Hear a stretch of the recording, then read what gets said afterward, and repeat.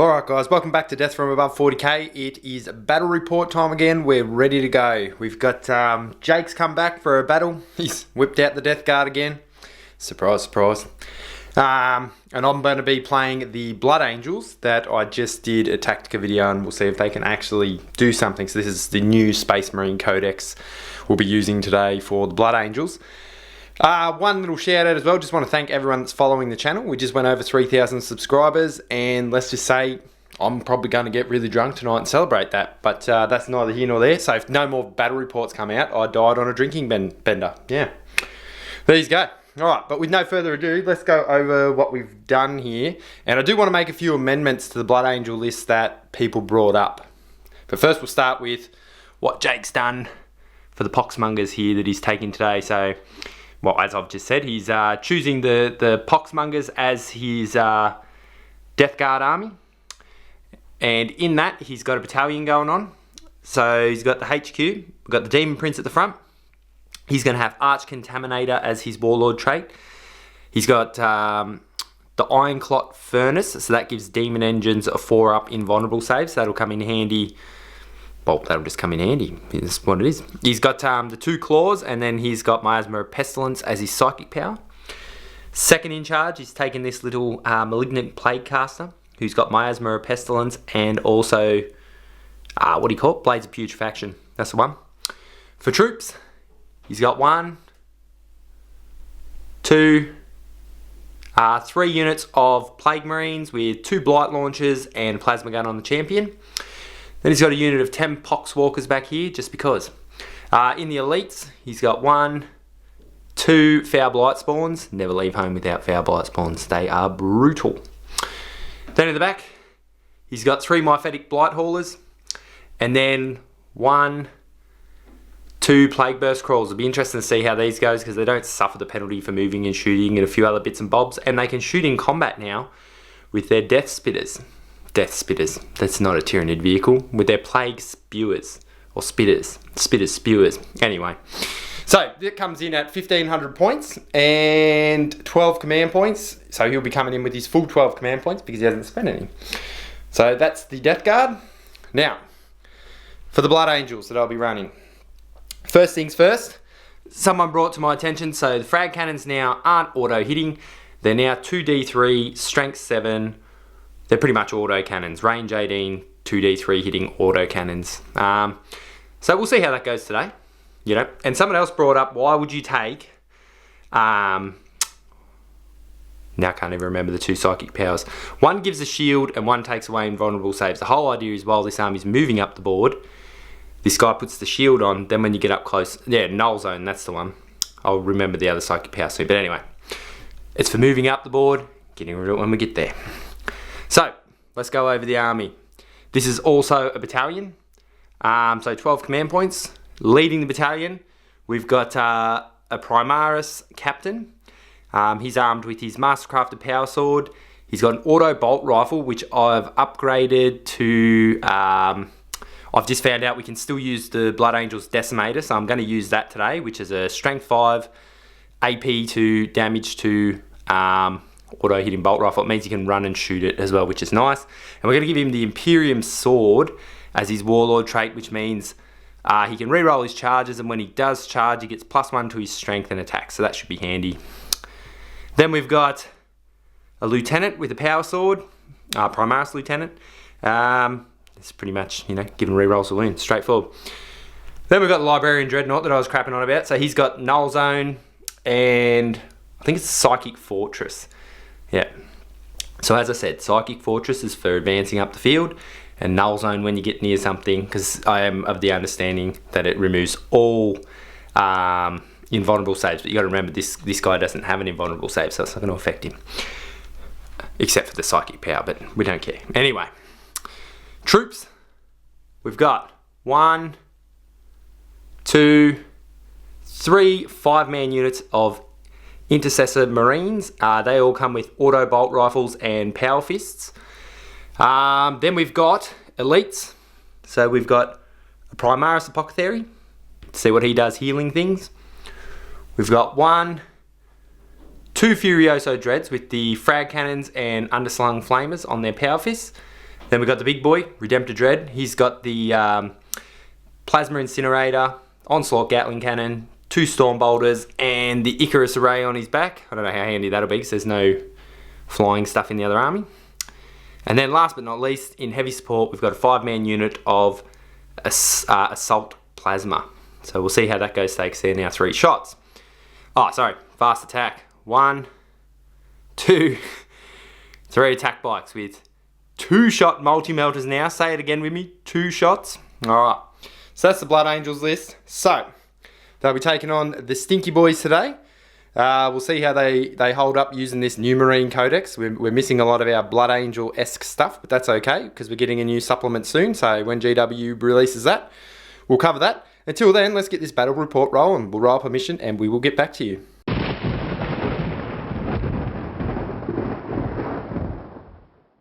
Alright guys, we've rolled up a mission for these two to throw down on, and the mission is No Man's Land. So in No Man's Land, there's an objective here in this deployment zone. Going over here, there's an objective here, and then in the center there's 1, 2, 3, with this center one being No Man's Land. So same as most of the missions, you get 5 points for holding one, an extra 5 points for holding 2 or more, and then if you hold more than your opponent, you get another 5 for a maximum of 15 each battle round. So plenty of objectives to grab hold of. Then we've got secondaries. We chose the same secondaries, so we've chosen the mission specific one, which is No Man's Land. So if you hold this one in here, it's 5 points plus the amount of points for each battle round. So battle round 1, it's 1 point, battle round 2, it's 2 points, and so on and so forth, and accumulates over there. So if you're holding it in battle round 5, it'll give you 10 points for that round, because it'll be 5 points for battle round 5 plus the 5 points for holding it. For the other two, we've got Bring It Down. So we both chose Bring It Down because Jake's got a bucket load vehicles here, and I have a bucket load vehicle, so it makes sense. And then we've both gone for Attrition because it's whoever kills more in each battle round gets more points. And as this is a really tight knit, get in the center there and grind it down, we figured there's going to be a lot of killing. So for those that think that kill points doesn't exist anymore, well, there you go, it does. So Jake's deployment, because in No Man's Land you have to set up everything on the battlefield. You know, special rules like scouts and all that jazz don't really work in this one. So both armies are fully deployed. So how's he gone? He's got Plague Burst Crawl on this side. In the center he's got Malignant Plague Caster, Demon Prince, 2 Foul Blight Spawns, the Haulers, and then over here he's got the other Crawler sort of aiming down that way. So it looks like he's going to make a little burst around here. Then he's got 1, 2, 3 units of Plague Marines, and then he's got his Poxwalkers, which I'd say just going to sit on here, judging by the looks of what's happening there. If we go around here and have a look at what I've done, on the far right, I've got an attack bike coming across here. I've got another attack bike at the back here. Then we've got Hellblasters, 1, 2, 3 units of troops. Then I've got my 3 characters in the center here with a wall of dreadnoughts at the front. And then over here we have another attack bike. So I figure if I put 2 on each side, I've got some sort of, yeah. So we will roll to see who goes first. Yeah, just roll over there, mate. Alright, that's a 1, and I'll roll 2.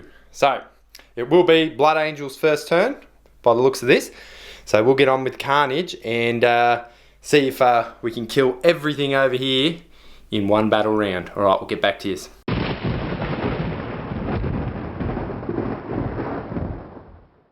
Alright guys, end of Blood Angels turn 1.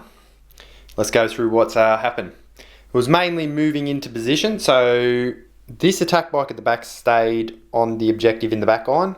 It's cheap and sit on there and rack up some points.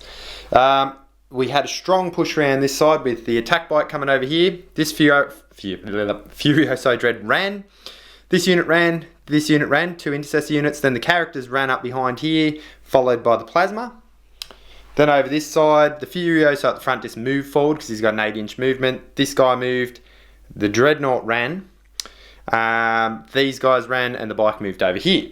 Psychic power wise, this guy put on the Psychic Fortress, so everything in here will have a nice 5+ invulnerable save against any shooting that comes in. Too bad if you're on this side of the battlefield. Shooting. So over here, these guys weren't in range. The captain with his decimator, pretty much on this side, everything shot into this. But the decimator here done 3 wounds on this, so that was pretty impressive. So with his beefed up bloody assault bolt rifle given to him by the ancients, he's popped some holes in that tank. Everything else fired at the same unit because the way that Jake's set up, I'm not in range to hit any of the back squishiest stuff, and he's put the armour in front, blocking a bit of line of sight and all that jazz. So that's what happened on this side, in good positioning. Then over this side, same thing again, where everything shot over into here. But the only thing that got through was the big boy here.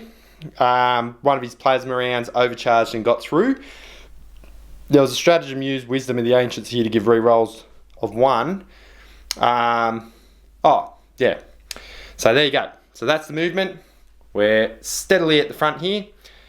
So now it's up to Jake to come forward and see if he can remove us off here. No points were scored, obviously, because these vehicles are really hard to kill. But anyway, we'll get back to you in a minute with Death Guard turn 1.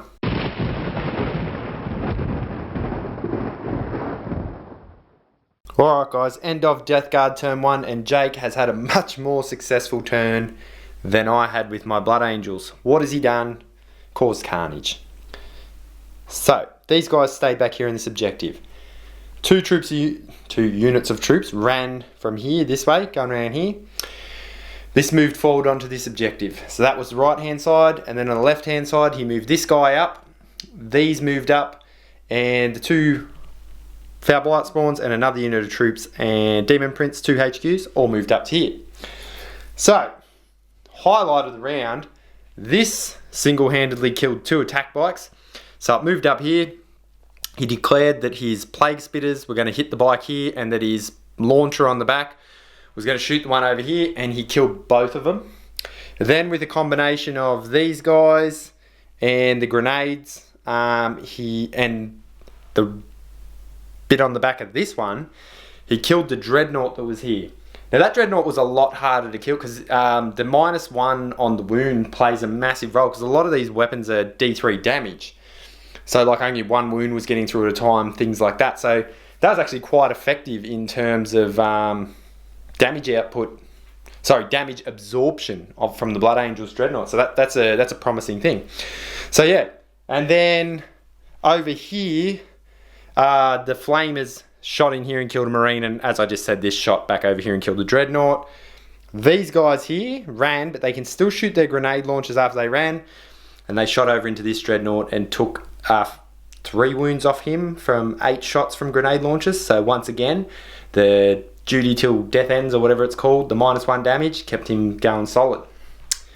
So Psychic wise too, this got my Miasma of Pestilence on it, so neg 1 to hit on that. So at the end of Jake's turn 1 for the Death Guard, he scored 2 of his secondaries, so he got Attrition and Bring It Down, which got him 6 points for the first round. So he's ahead by 6 points, so we'll see how we go in Blood Angels turn 2.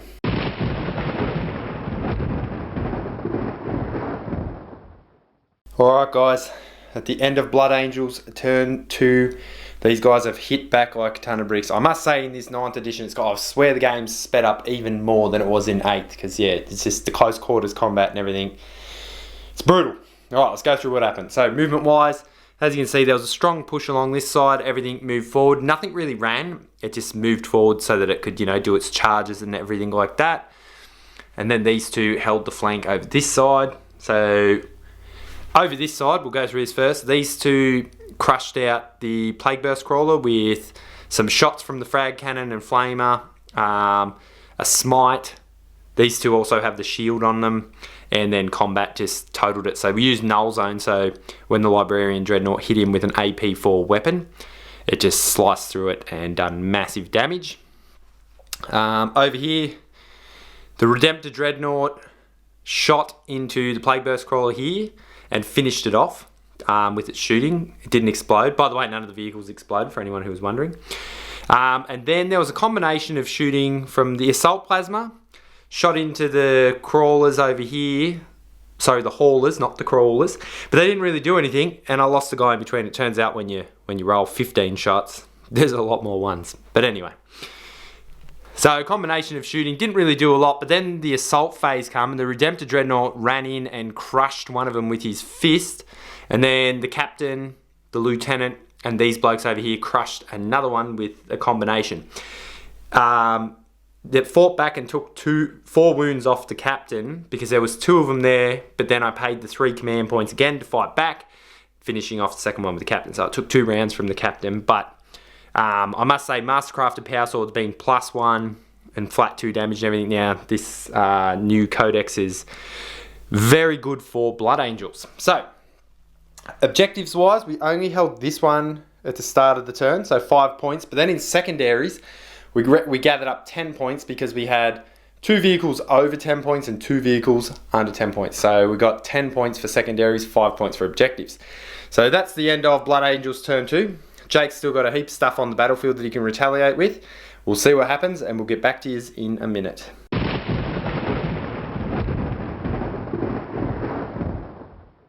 Alright guys, end of Death Guard turn 2. Jakey boy's done some moving and some shaking. He's killed some stuff. He's done some things. Right, so let's go over what his points were to start with. The only thing he scored was this at the start of the round for 5 points.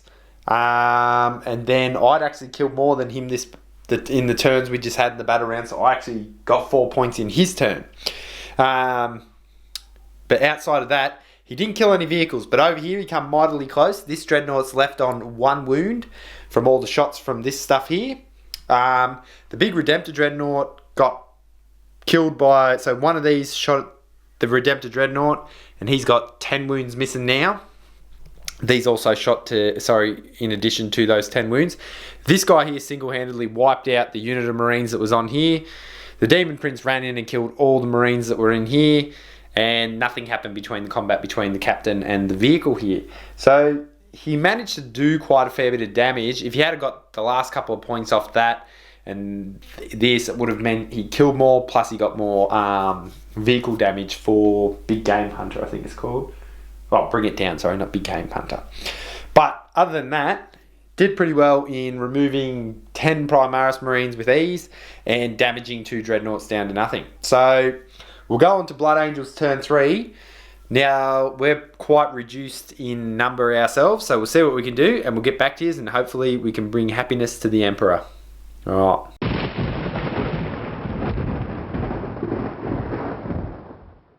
Alright guys, end of Blood Angels turn 3, and they have turned it up. Come in swinging and cleave their way through a heap of stuff. So let's go through battlefield points first. So we had this one at the back. We were close enough to this one. And we had the center one with these guys. And then it was turn 3. So that one was worth 8. That one was worth 5. That one was worth 5. So that was 18 points just for that. Secondaries. There was the Demon Prince killed here. So there was a few things. So the Blood Angels are at 38 victory points. And the Death Guard are they're very low at the moment. Not many points at all. So what happened? This stayed here and didn't do anything. The 2 Dreadnoughts over here shot the crap out of the guys that were there and then just ran through them. No problem at all. This guy charged the first unit and then the second guy charged the second unit at the back, and they managed to wipe out both units in combat. Over here, shooting wise, this unit killed the Marines that were at the back here. Didn't even overcharge, just wrapped 15 shots. It finished them off. These guys then tried to do some shooting but didn't do anything at all really. The big boy, his plasma, also contributed to the death of these guys back here. But then he managed to get a charge off and killed the Demon Prince. So, because he got, I think, 6 attacks on the charge, because their attacks characteristic doesn't go down. So 4, and then in the Assault Doctrine, 2 on the charge. He landed 3 hits on him, and... the fist is now flat 3 damage plus D3, and did something ridiculous because the Demon Prince didn't make any saves. He did, I think it was 15 wounds or something on him, and obviously he didn't make that many disgustingly resilience, and got smoked. Over here, this combat became a bit stale because when you're not on the charge, it's not as effective to kill these things. However, the Malignant Plague Caster heroically intervened in, did nothing, and then the captain carved him down. So Jake's going to go on for another round because he's still got some Foul Blight spawns here. There's not much going on at the back here, and this side's being cleared out, but he wants to try and kill stuff with some Foul Blight spawn action, so I'm going to let him do it. So we're going to go into Death Guard turn 3 and see what he can do. Alright guys.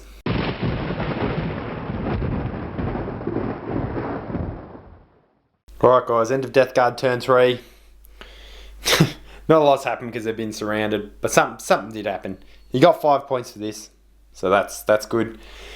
And then over here, pretty much, the Foul Blight spawn here moved up and obliterated my Plasma squad, so he's feeling good about that because he's killed the shit out of that. The other Foul Blight spawn died to combat with the Redemptor Dread. And then these guys did 4 more wounds on this thing, so it's just hanging in there. Didn't do a great deal, but yeah, Jake said he wants to go one more round. He's like, in your face, I'm not dead yet, and we're doing this. So I guess we'll go into Blood Angels turn 4 and see what happens. It's not looking good. I'm feeling a tabling coming on, but if that's what you want, that's what you're gonna get.